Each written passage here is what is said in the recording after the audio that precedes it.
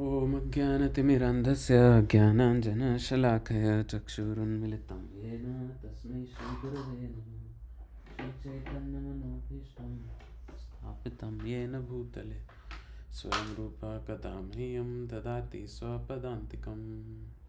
वन्देऽहं श्रीगुरो श्रीयुतापदकमलं श्रीगुरुं वैष्णवांश्च श्रीरूपं सागरजातं सहगण रघुनाथान्वितं तं सजीवं साद्वैतं सावधूतं परिजनसहितं कृष्णचैतन्यदेवं श्रीराधाकृष्णपादान् सहगण Lalita श्रीविशाखान्वितांश्च।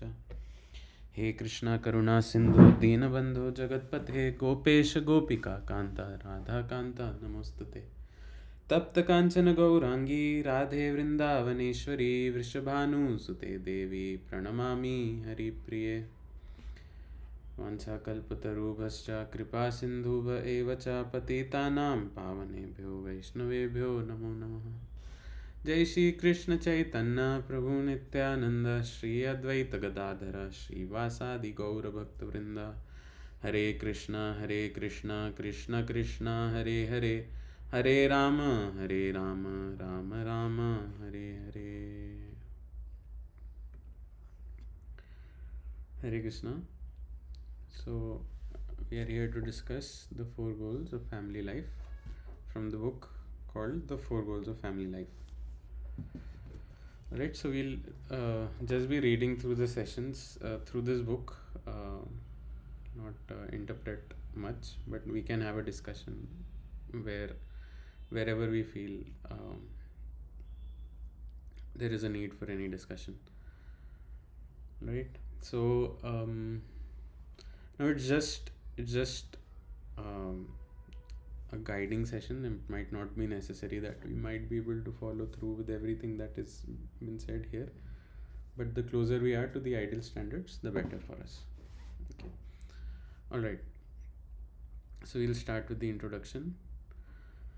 The 4 Goals of Family Life is a guidebook for married or betrothed couples who are interested in pursuing harmony, ethical living, and spiritual culture. While the reference material is drawn from Vedic tradition, the book is non-sectarian in as much as it is not limited in relevance to any particular ethnic group or religious denomination. Vedic knowledge is meant to be applicable to everyone as is not limited by time or space. So the application of the book is for everyone, not just for particular religion or something like that. The 4 goals of family life are identified in Vedic philosophy as dharma, artha, kam, and moksha. Dharma means religious principles, arth means economic development, kam means sense gratification, and moksha means liberation.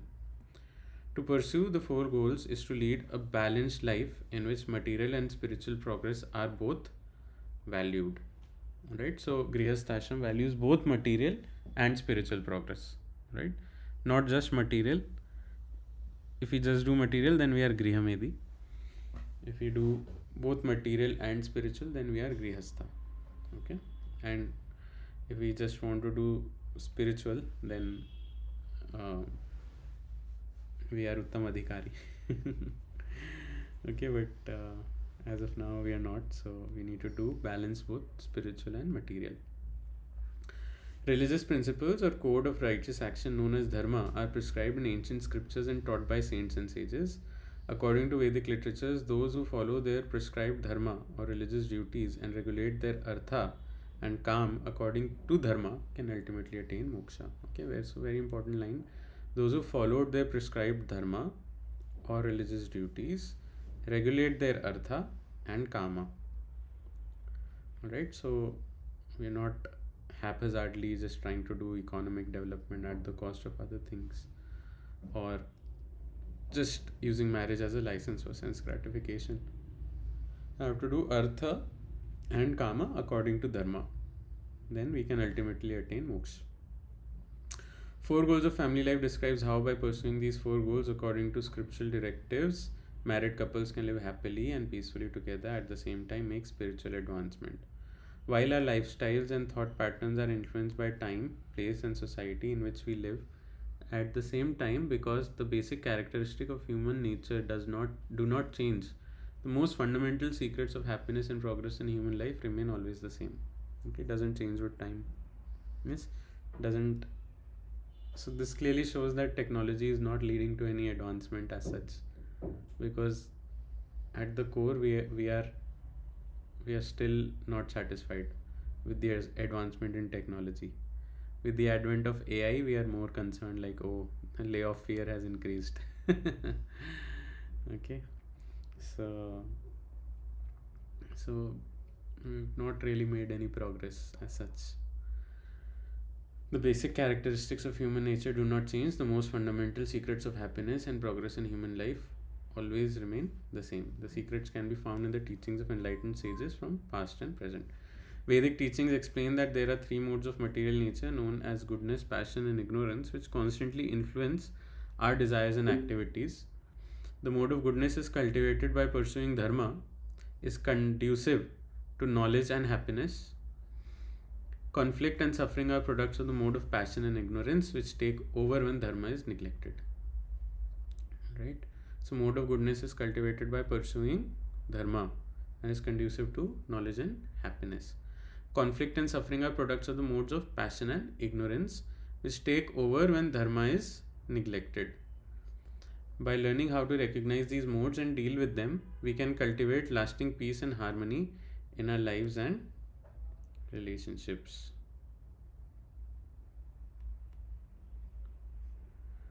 Modern society has become ravaged by internal destructive forces of marital conflict and divorce. In ancient Vedic society, marriages and families were stable and enduring. While making leaps and bounds in material advancement, Western society has become culturally and spiritually deficient, with the tragic consequence that marriages and families are breaking apart daily. The Vedic paradigm reveals how marriages that are focused solely on material goals such as economic development and sense gratifications are vulnerable. When marriage material desires are unfulfilled, relationships can be affected and marriages are put at risk. Marriages that foster the pursuance of all four goals, balancing both material and spiritual aspirations, are more likely to endure. A marriage relationship that enters the spiritual dimension becomes deep and everlasting. The teachings that are presented in this book are not a new invention but are eternal and time tested. While some of the rules of dharma may appear daunting to us from a modern perspective, the principles are more important than the detail. We struggle with some of the details that should not deter us from learning to understand the main principle of dharma.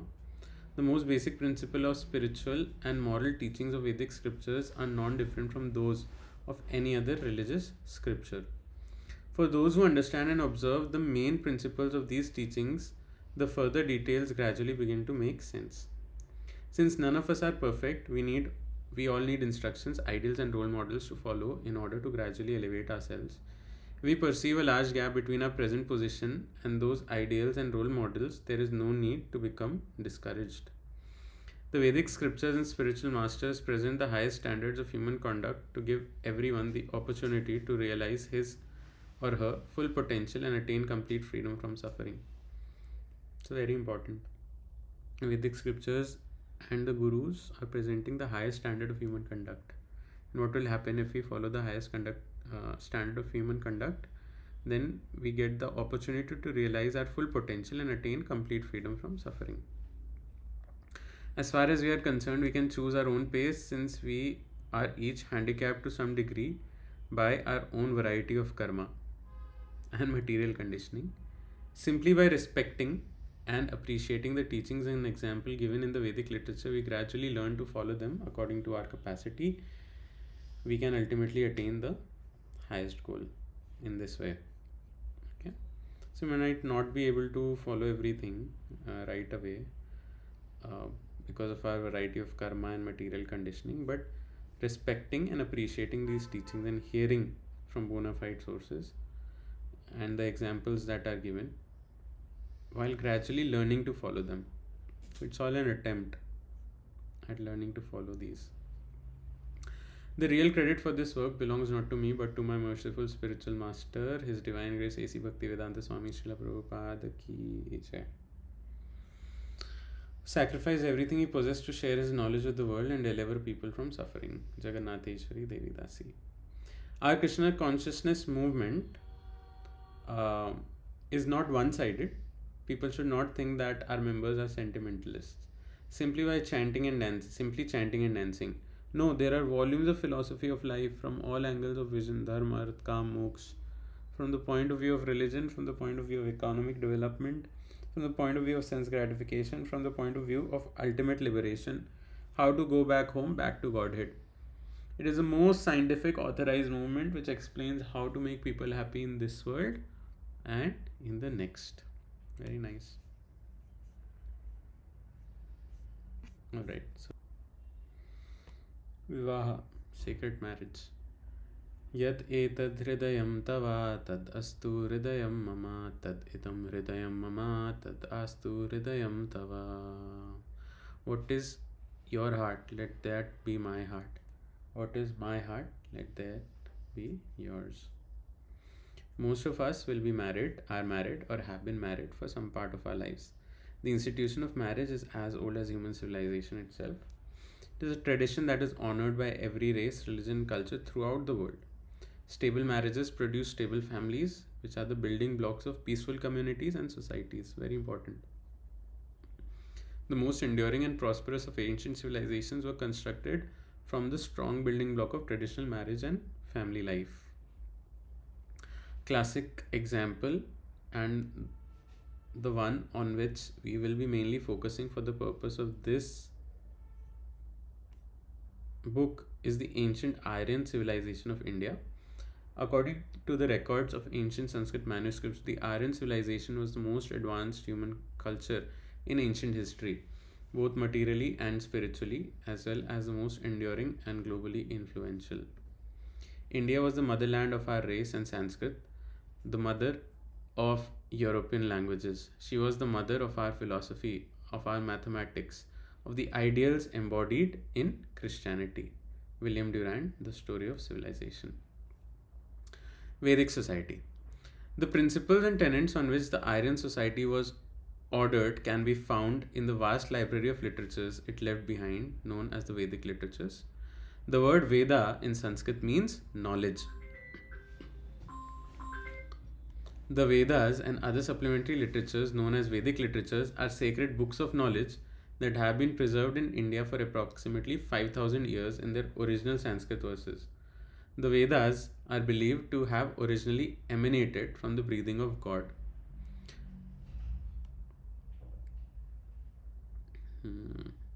The four Vedas, namely the Rig, Yajur, Sam, and Atharv, are all emanations from the breathing of the great personality of Godhead. Brihad Aranyaka Upanishad 4.5.11. Formerly, the Vedic teachings were transmitted orally from spiritual master to disciple in an unbroken chain. The same teachings were later composed into the Vedic literatures by the great Srila Vyasdev for the modern age of Kali, in which memory capacity has diminished.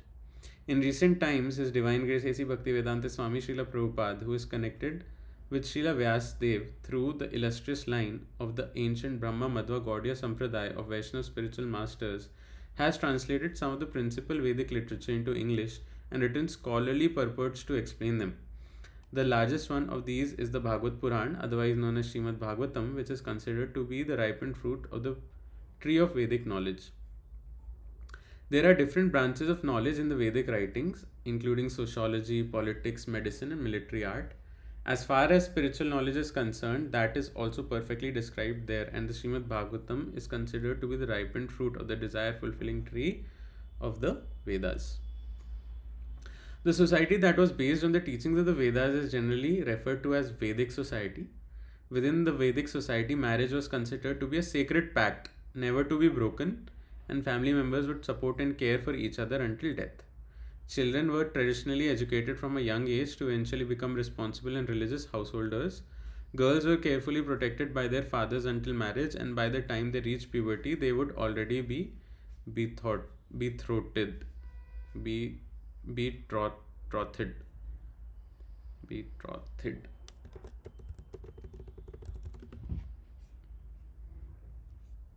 The person to whom one is engaged. That's the meaning. Means they were already engaged or something. by their puberty. The psychology behind the system was that a girl who was married from a young age would become faithfully devoted to her husband and vice versa, since neither of them had known another partner. Right? So it's a good system. Um, because if you don't do child marriage, then children will participate in underage sex and teenage pregnancies and all that. So one way or the other, it Children will find their own partners. yeah, one way or the other, it's going to happen. You cannot stop them. Okay, so better. Anyways, it's considered against the law for now, and but it was a good system. Today we cannot do anything, but uh, even 7 8 year old children are participating in all these kind of activities. So I mean, at least that's what I heard. One of my niece told me that there is so much drama at my school. There's a boy, he has so many crushes and this thing, that thing. She's just 7 or 8 years old or something. So what can be done? I guess Sita was married to Ram when she was 6 or something. So it's a Vedic system. Now we cannot have modern feminist thoughts who come and challenge them unnecessarily. Okay, so because you become attached, you grow up with that person, you become very attached to them, and you don't think about any other person. Then think about being with them always for the rest of your life. Yes, by the age of 30 it becomes very difficult to actually form a relationship. Yes, the best relationships are formed when we are in school or when we are in college, not after that, mostly. Because the age is not such that you can spend so much time with someone.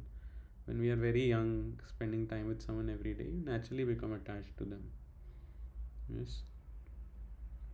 So, anyways, we cannot do much.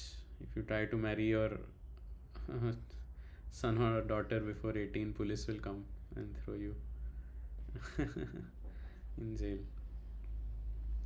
So this was the training, and the psychology is that if a woman is married to the first man she meets and she is kept carefully, she becomes a staunch lover. Right? So the first man she meets, first love is very special, no? Isn't it? It's really special, yes. Um, and if that person, very important, it's not like okay, she's married at a young age, but this boy is very abusive. No, she should be kept carefully. Okay, then she becomes a staunch lover. This is psychology. This is a good psychology for maintaining the society. Therefore, a woman, especially in India and especially in Bengal, before attaining puberty was married. She did not meet the husband until she attained puberty. Also important that um, before puberty the marriage happens, but the girl meets the boy once she attains puberty. She remained at the father's house, but she would know that I am married, I have got a husband. This is the psychology. She became very chaste because she thought of her husband and became more and more devoted. Sounds sounds very sweet. So how Right. does compatibility work in that case? We'll see. There will be some astrological basis of the marriage. They don't marry just like that. They see astrological compatibility. In Vedic marriages, in Vedic society, marriages would be carefully arranged by parents for their children in consultation with qualified astrologers to ensure good compatibility. Rooted in these cultural traditions, marriages were stable and secure, and the concept of divorce was non existent. Okay, so divorce is a concept that comes from Abrahamic religions because for them, marriage is a contract, right? Kubul, kubul, kubul, talak, talak, talak, right? It's a contract that can be that has a start and an end. Yes, but for us, it's not like that. It's like once you're married, you can never separate. So, because even if you do, then you get sin for that. You have to suffer anyways abhi lagega ki right now we might feel that okay, I'll just leave this person and I'll enjoy my life with my secretary or whoever. Yes, but then the sin that will come, that will not be very enjoyable. Okay, so in Vedic society, yes, so it's a man-made law. Srila Prabhupada is saying in Vedic civilization, husband and wife were not separated by such man-made laws as divorce. Okay, so once you're married, you're married. Okay, marriage doesn't end. Even if we abandon our partner using man-made laws of today, doesn't mean marriage is null and void. We are getting the sin of not doing our duty towards our partner in that case. Today, most marriages are not as carefully arranged as they used to be, and the institution of marriage has become further weakened by the introduction of the divorce law. It has become easy for couples to secure a divorce, with the result that families are often torn apart and children suffer. Because care is no longer taken in marriage, we now find many divorces. Indeed, divorce has now become a common affair, although formerly one's marriage would continue lifelong and the affection between husband and wife was so great that the wife would voluntarily die when her husband died, or would remain a faithful widow throughout her entire life. Marriage now takes place simply by agreement. If this girl and boy simply agree to marry, the marriage takes place. But when the Vedic system is not rigidly observed, marriage frequently ends in divorce. ठीक है, अभी के लिए बहुत अच्छा लग सकता है कि these things might sound very regressive to a certain class of people, but this is how, there was no breakage of marriage. Okay, and see, a child needs a father and a mother both to grow. Child cannot grow without either one. There will be some or the other psychological deficiency that he will develop. He doesn't get the appropriate thing. Okay, so child needs both. He needs both mothering and both fathering. Okay, so it's very, very, very, very important. Very, very important. So, especially in a young age, at least till 6, 7, 8, 9, 10 years, at least when we are very young and impressionable. Okay, then in puberty things start to become a little different, but at least till that age, it's good to have the shelter of both parents. So, for the sake of family, at least no one used to separate. Okay, that was the culture also prevalent. Even today, it's prevalent. We look at tier 1 cities and we see that this is the culture of India. No, tier 1 cities are the culture of the West. They're not Indian by any means. Okay, living in these apartments and double income, no kids, with a dog, you know, becoming dog parents, cat mothers, having dog son and cat daughter. All nonsense, stupid concepts. Okay, so because these people cannot sustain a family, these people are not capable of sustaining a family, so that is why they want cat son and cat daughter and dog son. Yes, that is the reason. So one should try to sustain a family. When they feel so lonely, they cannot make any human connection, any connection with any reasonable connection with a human being, so they just get a cat and dog. I wonder how tortured the cat or dog might feel with such people, you know, who cannot even live with humans. So yes, if the Vedic system is not rigidly observed, marriage frequently ends in divorce. While the Vedic system of arranging marriages is no longer rigidly observed in society in general, it is nevertheless possible for any sincere couple to build a stable and lasting marriage by learning from the examples and teachings given in the Vedic literatures. We should understand the necessity for maintaining family life in human society. Husband and wife should live in Krishna consciousness and follow in the footsteps of Lakshmi Narayan or Krishna Rukmini. In this way, peace and harmony can be possible within the world. Lakshmi Narayan and Krishna Rukmini are two different manifestations of the Supreme Lord together with his eternal consort. Krishna is the original personality of Godhead. एते चांशकला पुंसा कृष्णस्तु भगवान् स्वयं इंद्रारि व्याकुलं लोकं वृत्यन्ति युगे युगे. Srimad Bhagavatam 1.3.28. All of the above mentioned incarnations are either plenary portions or portions of the plenary portions of the Lord. But Lord Sri Krishna is the original personality of Godhead. All of them appear on planets whenever there is a disturbance created by the atheists. The Lord incarnates to protect the theists. The Vedic culture, of which there are presently some remnants left in India, was previously influential throughout the world. The whole of Bharatvarsh has been partitioned. This portion is called America, this portion is called Europe, and this portion is called Asia. Alright, but the entire thing is what? Entire thing is Bharatvarsh actually. The entire world is Bharatvarsh. It's not just one place, one small place that is Bharatvarsh. The entire world is Bharatvarsh. Now it has been partitioned in America, Europe, Asia. These are modern names. Actually, the whole planet was Bharatvarsh and the whole planet was being controlled by Vedic culture. And you very much see, even today people are adopting again to the Vedic culture. So many people in Russia are taking to Krishna consciousness, and in so many places across the world. Yes, I when we went to Vrindavan in Kartik this time, we felt that it was another Russia, right? Didn't we feel like that? So, like groups of Russian devotees everywhere going on parikrama, singing, dancing, chanting Hare Krishna. I mean, if so many of them come here, how many of them might be back there at home, right? That's what we think about. So,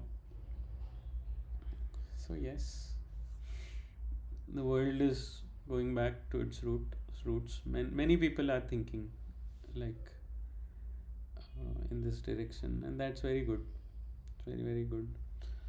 Today's increasingly widespread interest in Vedic philosophical principles such as karma, dharma, yoga, and mantra meditation is indicative of gradual reintegration of Vedic culture into modern world thought. This phenomenon is consistent with the historical account that cites Vedic culture as being the predominant culture of the ancient world. The researcher and scholar L.A. Waddell states in his book The Indo-Sumerian Seals Deciphered that the discovery and translation of the Sumerian seals along the Indus Valley give evidence that the Aryan society existed there for as long as 3100 BC. He believes that the decipherment of these seals from the Indus Valley confirms that the Sumerians were actually the early Aryans and authors of Indian civilization. Thus, he concludes that it was the Aryans who were the bearers of high civilization and who spread throughout the Mediterranean, Northwest Europe, and Britain, as well as India. Indus Valley. Seals from the. Yes, bro.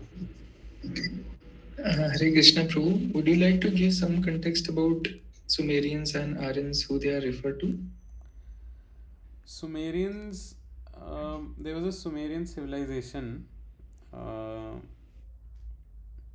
that was there somewhere beyond. I guess Babylon was around Iran or somewhere, and Sumerians were also maybe around the same place. Let's just have a quick look. Okay, it shows around Iraq or somewhere, that place. Anyways, I am not sure how much of this might actually be very factual because okay, so this is by Stephen Knapp, Death of the Aryan Invasion Theory. So Sumerian seals along the Indus Valley give evidence that the Aryan society existed there. So the Aryan society existed there even 5000 years ago. Sumerians were actually the early Aryans and authors of Indian civilization. basically what he's trying to say, I feel, is that they were the same people who were living in India, right? They're the same people. Thus he concludes that it was the Aryans who were the bearers of high civilization and who spread throughout the Mediterranean, Northwest Europe, and they spread everywhere. Like we also learn from the Mahabharata that King Yudhishthir conquered the entire planet, right? Conquered the entire planet, and um, we see that if you even study the genes, okay, of Russians, and if you study the genes of Indians, then you will see that they kind of lead you back to the common kind of ancestors. So that means that, you know, this Bharatvarsh, Indian civilization, not Indian, I mean, what is India? I don't understand the Aryavart, I think. So Aryans are, inhabitants of Aryavart. Is this understanding correct? Aryavart is another big classification actually. So Bharatvarsh, okay, I'll do a study on this, maybe a little bit. There is Jambu Dweep, there is Aryavart, there is Bharatvarsh. So there are multiple things. So we need to understand everything correctly. Not good to speculate. So, um, but yes, Bharatvarsh refers to the entire world, basically. And the latest we know is that Yudhishthir Maharaj conquered the entire world. So mostly there are descendants from the Indian subcontinent in most places. Um, and in either case, like we follow the philosophy of creation from the Bhagavatam, where Brahmaji is the creator.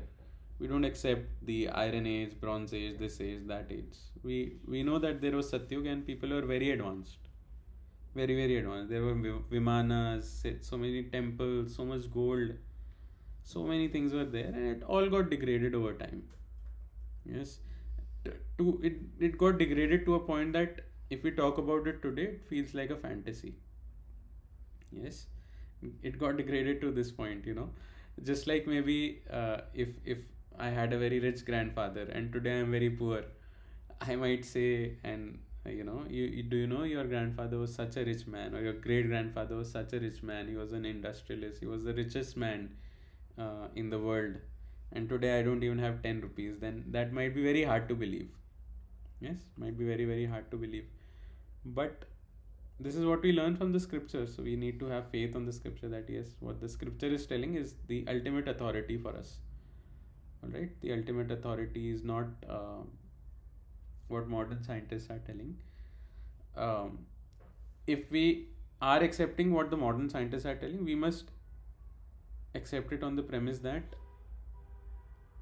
the Vedas are correct, okay, and modern science is somehow trying to confirm that. Yes, okay. Astrology. The science of astrology originates from the Vedas. There are different branches of knowledge in the Vedas, of which astrology and pathology are two important branches necessary for the common man. So, the intelligent men, generally known as the Brahmanas, took up all the different branches of Vedic knowledge to guide the society. As soon as a child was born in Vedic society, a Brahmana would draw up a horoscope to identify the nature of and qualities of the child and predict significant future events in the person's life. Amongst the Karma Kand experts, the Jatak experts, Vipras, were good astrologers who could tell all the future history of a born child simply by astral calculations of the time, Lagna. So yes, it's a very effective science, but hard to find a very good practitioner. Similarly, before accepting a marriage, a family would consult with a qualified astrologer to find out if the boy and girl were compatible. So this was a system of compatibility. All right, not Tinder or Bumble or whatever.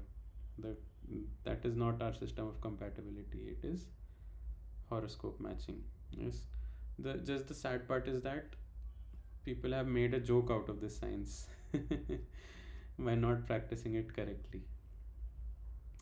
According to Vedic system, the parents should consider the horoscopes of the boy and girl who were to be married according to astrological calculations, the boy and girl were compatible in every respect. The match was called Yotak, and the marriage would be accepted regardless of the affluence of the boy or the personal beauty of the girl. Without this astrological compatibility, the marriage would not take place. This was very important. Still today, there are practitioners of Vedic astrology and it is growing in popularity. Some of the factors that are taken into account by Vedic astrologers for assessing compatibility are character, taste, varn, and gan. These factors can be studied and understood to some extent by direct perception and by hearing from close friends and acquaintances. So, this is the guna matching that takes place, right? The 36 gunas that we match, all right, which is kind of not very relevant today. There's something that we do now which is known as not not the Gund Milan but Bhav Milan, which is little more modern way of looking at things. Anyways,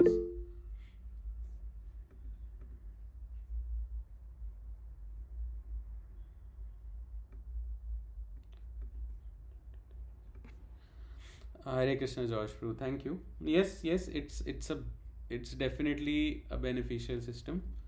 What has survived today as Vedic astrology. So we have some certain books. We have certain books like we had Brihat Parashar Hora Shastra written by Parashar Rishi, who is one of the ancestors of Ved Vyas, right? Actually, he's the father of Ved Vyas. Um, and we have so many other books, and there are good practitioners who can actually give you a lot of insight about yourself, and they can guide you in certain ways, like okay, what kind of a profession would be nice suitable for you, um, what kind of things should you marry this person or should you pass, things like that. They can guide you. The only tough deal in this entire equation is to find a actually capable astrologer. That's the whole and soul thing of it. uh, Remedy wise, I don't believe that much in remedies. It might help you, it might not help you. um, Anyways, the best remedy to burn up our karma is bhakti. So if we chant Hare Krishna Mahamantra 16 rounds every single day, and if we follow the four regulative principles, then Krishna personally takes charge of our life rather than our karma taking charge of our life. So we can actually try to be a devotee, and that's the ultimate remedy, because that gets us rid of this disease that we have of avidya, because of which we suffer in this world, right? So I wouldn't encourage many people to be too much into it all the time, consulting the chart and things like that. Although it can give us good insights about ourselves, about other people, that is there. But the main focus should not go away from becoming uh, a devotee of the Lord. Yes, exactly. We can burn our karma. There's a very good talk, although it's in Hindi, by Hari Parshad Prabhu, um, called Gaudiya Vaishnav Siddhant and Karma. But it's in Hindi, but it's really good. So maybe I made some notes from that lecture. I'll share with you, and in that he has very nicely explained how bhakti burns away all the karma that is not prarabdha. Means whatever is our bag of karma which we are not facing in this life, right? So there's a bag of karma that we are facing in this life, and then there is the mountain of karmas ahead of us. So that mountain is destroyed by bhakti, all right? And if you perform bhakti very intensely, then even the prarabdha karma, which is which is affecting us in this life, yes, so that also gets burnt away. Prabhuji, so the distinction, like prarabdha karma is the karma that we are facing in this life, and Yes. then there is a mountain of karma that we are that we have accumulated to face in our future birth, like that. Yes, aprarabdha karma. Prarabdha and aprarabdha. So Okay. aprarabdha is what you will face in the Future. uh, so from the aprarabdha, whenever you take birth, there is something taken out that is known as vipak. So that vipak karma you get in this life as your prarabdha. So so even you have to follow very intense bhakti, very intense bhakti to destroy your prarabdha. So do we really feel that something inferior to bhakti such as astrological remedies will be able to change our life very much? So it's not, so it doesn't work like that. Doesn't change a lot in our life. So better to just do bhakti very intensely. And that anyways is destroying our prarabdha. And little by little, if we do it very intensely, tivrena bhakti yogena, it will destroy our prarabdha as well.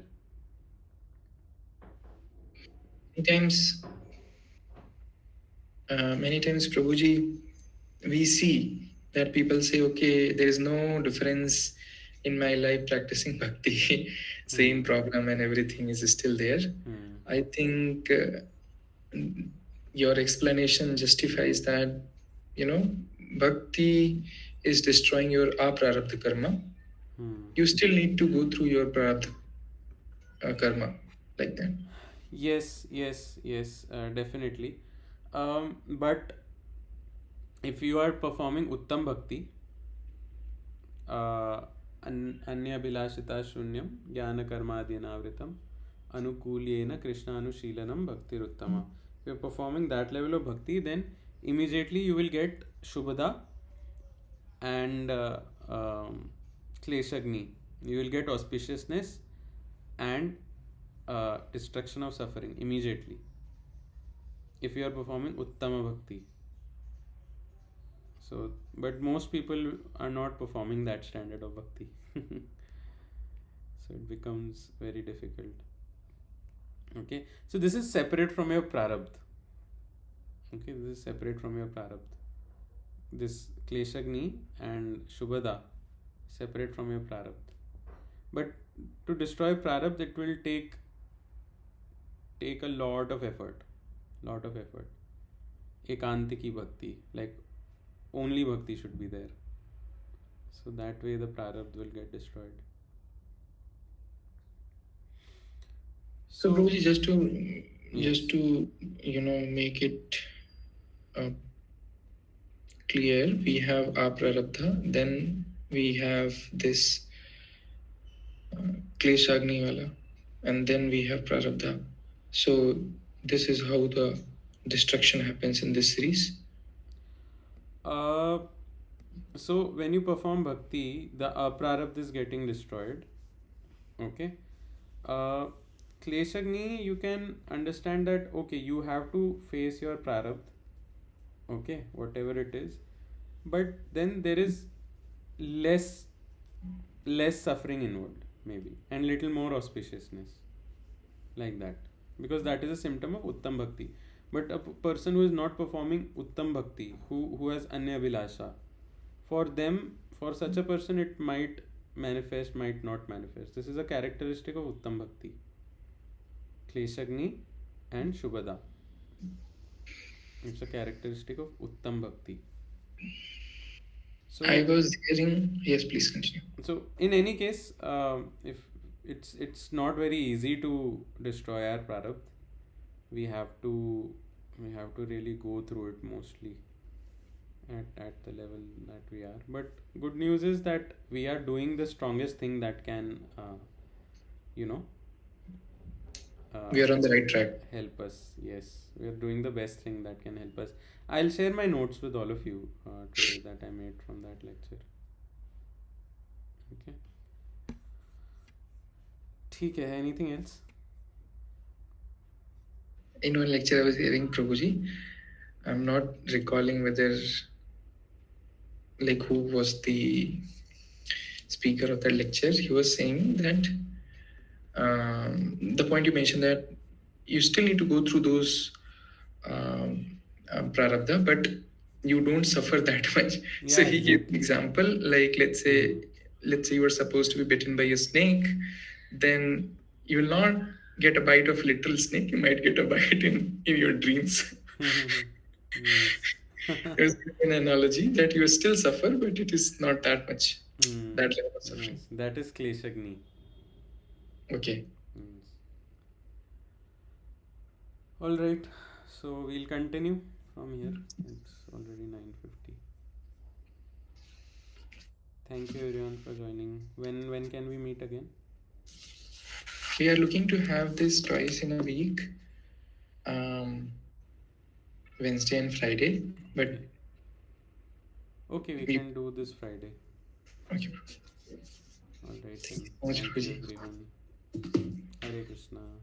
Vanchakalpatarubhascha kripa sindhubhya cha पतितानां पावनेभ्यो वैष्णवेभ्यो नमो नमः अनंत कोटि वैष्णव वृंद की जय Jai. नामाचार्य Shri Haridas Thakur की जय Jai. Nitai Gaur Sitanath Premanande Hare Jai. Hare. Thank you so much, Prabhuji. Thank you, everybody. Hare Krishna.